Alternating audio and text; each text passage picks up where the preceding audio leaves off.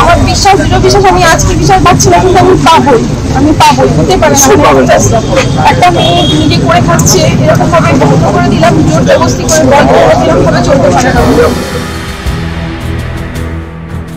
সন্দেশখালীর মতো বর্ধমানেও কি তৃণমূলের অত্যাচার লাগাম ছাড়া হয়ে যাচ্ছে? পথে নেমে তাই প্রতিবাদ জানাতে হচ্ছে এক মহিলাকে। আদালতের নির্দেশ থাকলেও বন্ধ করে দেওয়া হয়েছে পার্লার। তৃণমূল বিধায়কের এই কাজের বিরুদ্ধে থানায় গিয়েও বিচার মেলেনি, তাই বিজেপি প্রার্থী দ্বারস্থ বিউটি পার্লারের মালকে।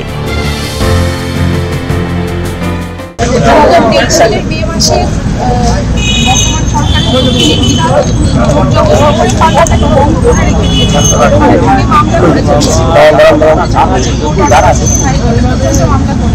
হাইকোর্ট পর্যন্ত আমাকে অর্ডার দিয়েছে, সমস্ত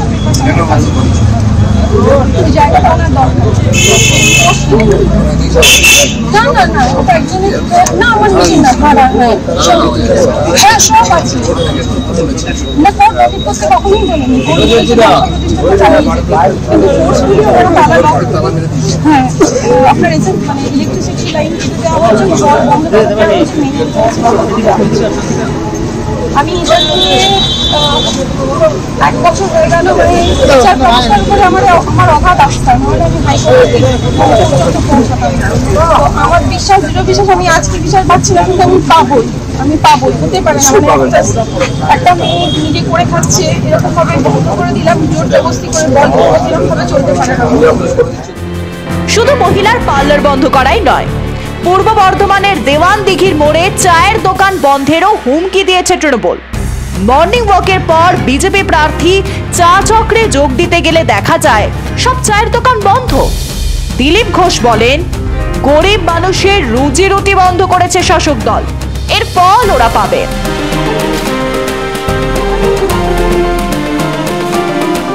ভোটের পরে খুলে দেবে, না খুলে আমি খুলে দেবো।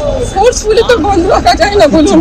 কোনো চিন্তা করবেন না, আপনি এসছেন এখানে, এই ধরনের কোনো অত্যাচার চলতে দেবো। এই সামনে একদম সামনে পার্লারটা, এবং 18 সাল থেকে আমি আজকে দেখুন কি অবস্থা।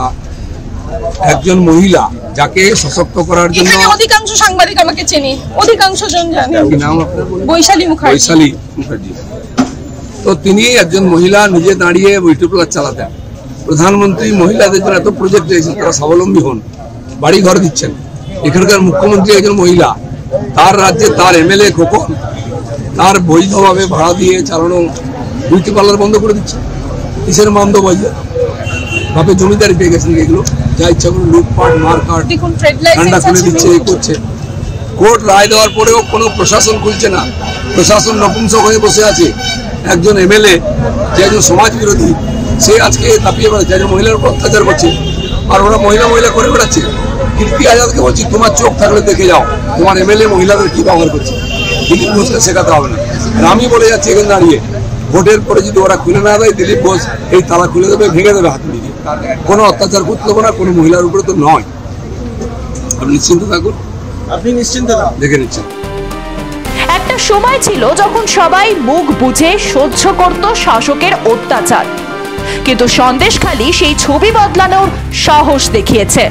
তাই প্রতিটি জেলাতেই মহিলারা এগিয়ে এসে শাসকের বিরুদ্ধে প্রতিবাদ করছে। এখানেই প্রকৃত বদলের ছবি দেখছে পশ্চিমবঙ্গ। প্রতিবেদনটি পছন্দ হলে লাইক করুন, শেয়ার করুন, কমেন্ট করুন এবং অবশ্যই সাবস্ক্রাইব করুন। ব্যুরো রিপোর্ট, মাধ্যম।